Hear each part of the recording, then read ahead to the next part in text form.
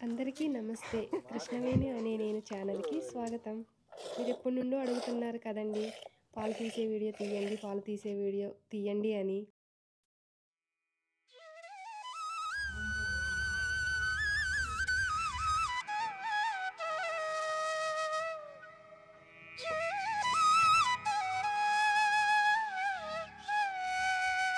తుర్ తుర్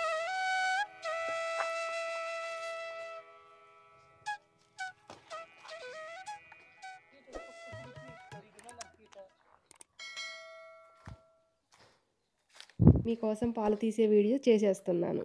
కనుక ఈ పాలు వీడియోని మీరందరూ చూసి ఆదరిస్తారని మనస్ఫూర్తిగా కోరుకుంటున్నాను. నాకు పాలు తీసే వీడియో తీయాలని, మీ అందరికీ చూపించాలని ఉంటుంది. కానీ నేనుండేది ఉద్యోగపరంగా సిటీలో ఉంటానండి. కాబట్టి అమ్మ వాళ్ళ ఇంటికొచ్చినప్పుడు మాత్రమే ఇలాంటి వీడియో తీయడానికి వీలు పడుతుంది.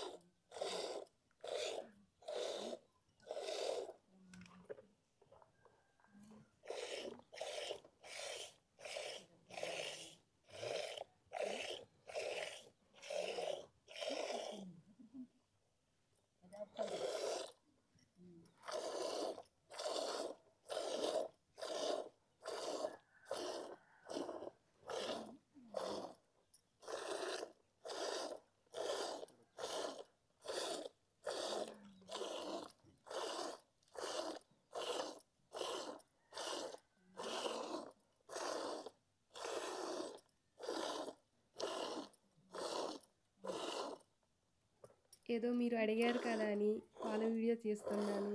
ఫోటోల కోసమే కొద్దిగే పాలు తీశాను అనుకోవద్దండి. కొద్దిగే పాలు ఎందుకు తీశానంటే దూడపిల్ల చాలా చిన్నదండి. అది మేత తినలేదు కదా! అందుకని దానికోసం ఉంచేశాను. అక్కడుండి మా అమ్మ కొద్దిగే దూడపిల్లకు ఉండాలి, ఉండాలి అంటుంది. అలాగే దూడపిల్ల కూడా ఎలా చూస్తుందో చూడండి. పాలంతా తీసేస్తుందేమో అనుకుని చూస్తుంది దీనంగా. వచ్చేది కూడా సమ్మర్ కదా! అది చిన్న దూడపిల్ల. అందుకని దానికోసం కొంచెం పాలు వదిలేస్తున్నాను. అది మేత తినలేదు. వాళ్ళమ్మ పొద్దున్న మేతకెళ్ళింది అనుకోండి, సాయంత్రం వచ్చేంత వరకు ఇటు అటు తిరుగుతూ మంచినీళ్ళు కొద్దిగా తాగిద్ది. నేను చిన్నప్పటి నుంచి పాలు తీస్తూనే ఉన్నానండి. దూడపిల్లకి ఎంత పాలు ఉంచితే దాని కడుపు బొజ్జ నిండిద్దో నాకు తెలుసు. అందుకని దానికి కావలసినన్ని పాలు వదిలేశాను.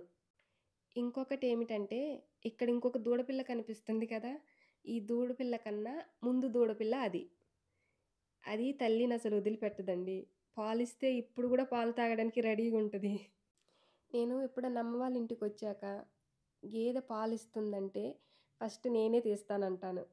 మా నాన్న అంటారు, "ఎప్పుడొచ్చినా పాలు తీస్తానంటావేంటమ్మా? వద్దు చేతులు నొప్పొస్తాయి" అంటుంటారు. అయినా గానీ నేను వినను. ఎందుకంటే నాకు పాలు తీయడం అంటే ఇష్టం కాబట్టి. ఇంత మంచి వీడియోని మీరొక్కళ్ళే చూస్తారని నేను అనుకోను.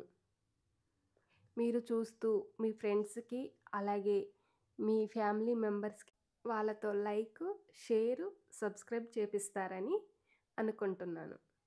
ఇలాంటి వీడియోని తప్పకుండా మీ మంచి మనసుతో నన్ను ముందుకు నడిపిస్తారని, ఇక ముందు రోజుల్లో ఆవు పాలు తీయడానికి కూడా నా వంతు నేను ప్రయత్నిస్తాను.